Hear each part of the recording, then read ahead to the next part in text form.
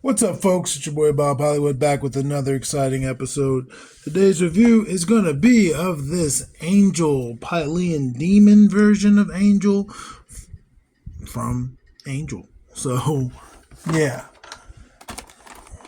I haven't done an Angel review in a while physically. Like, I can't think of the last time one uploaded. I don't think one's uploaded in a while either. So, yeah, this is Angel when they went to, I guess, Pylean. I guess that's where they were. And instead of when he turned into a vampire, he turned into this beast, and it was permanent for the most part.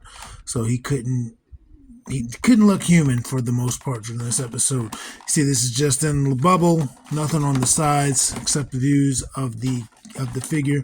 On the back, we see Angel and Fred. Fred is human from our world or Angel's world, but they found her in that universe. You see some cross promotion down here. I believe I have most of these. None of these, but it doesn't matter. And there's a bio there. I'll let you read it. It's just about Angel and Fred rather. And then there is a barcode and some legalese. So I am going to cut away to open him just because he's got those zip tie things, and I don't want to take forever on camera opening those. So BRB, I'm freeing from his plastic prison. And just like that, we're back. We see Angel, and he has some accessories.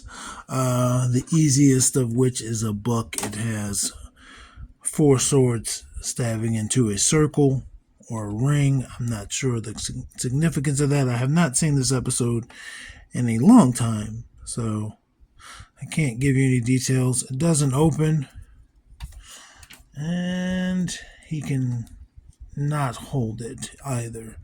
I mean, not with one hand. He can hold it if he uses both hands. Nah, he's going to drop it.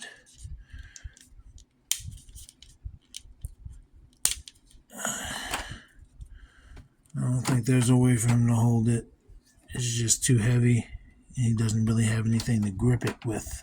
So he cannot hold it. It's a good book, though. Good sized book. Then the other accessories is this stand, this base, and this was in 2 pieces. And it just pops in. I got some sticky residue from the tape.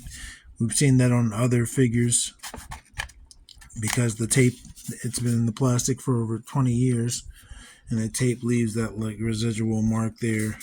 This is the first time it's visible. On the other pieces it was behind, but yeah, there's these little sconces on there. Nothing else comes off. They don't come off.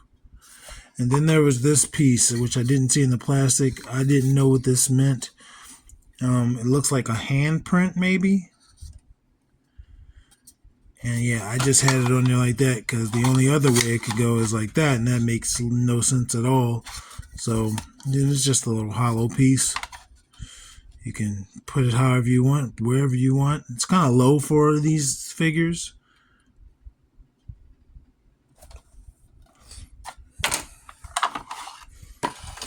Let's look at the man Angel. I put him under some heat when I took him out of the plastic so he'd be a little less stiff. But he's just wearing all black. This arm's a little wonky. But he's just wearing all black. You can see under there that his torso is green. That's cool. I don't know how sculpted it is, but I'm guessing it's sculpted. It's a chest under there. So if that's the case, that's cool. I mean, it doesn't do you any good, but the details are there. But look at that face, man. Look at that demon face. And I forgot he had hair until I took him out of the package. So yeah, I mean, Angel's a demon. He knows he's a demon, but he's a vampire. He's used to looking like a vampire. I would totally get why if you freaked out like this. And I think he had a reflection in Pylean, so I think he knew what he looked like. I can't remember. It's been a while. Yeah, them going to Pylean introduced us to the Drusilug or the Grusilug. I can't remember. I think Grusilug, which became Cordelia's boyfriend or fiance. But yeah, his clothes, his pants look again are less dark than his shoes, which I imagine are leather. His shirt has a different texture than the pants, at least the top part. This is a more of a flimsy plastic, whereas these are harder.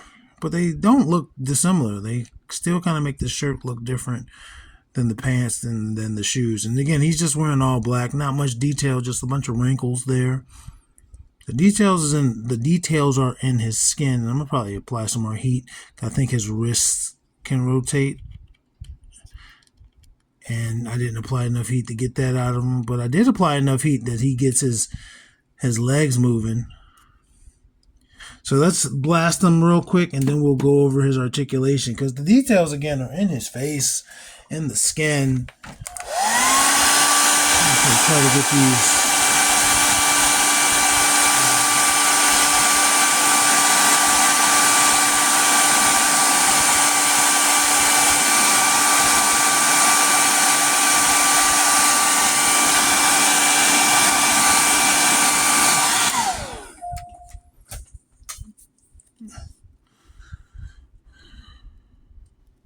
There we go.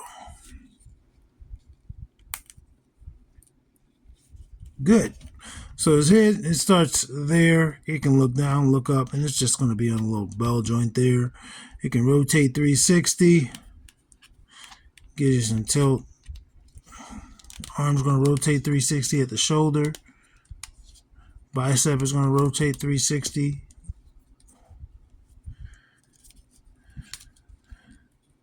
Single jointed elbow. Doesn't even give you 90. And then you see it rotates at the wrist at that shirt sleeve or that shirt where his shirt is. Rotation at the torso. 360. He's going to rotate at the leg, at the hip joint like that. You see it's got the little Y. No thigh rotation. Single jointed knee, not even 90, which we're used to. And then his foot also gives you a little bit of room, a little bit of pivot there.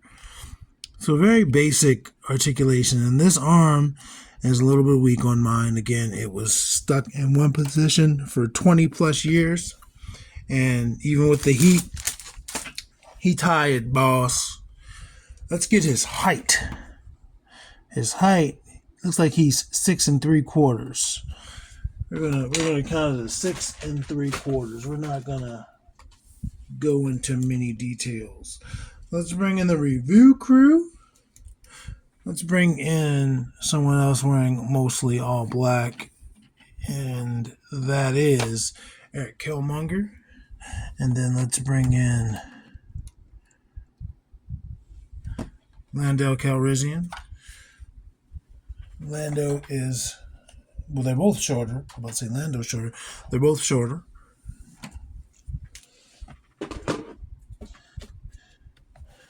And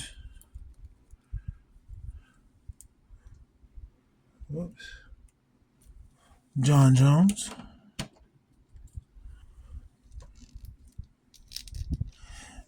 And Zed Moore. Again, both shorter.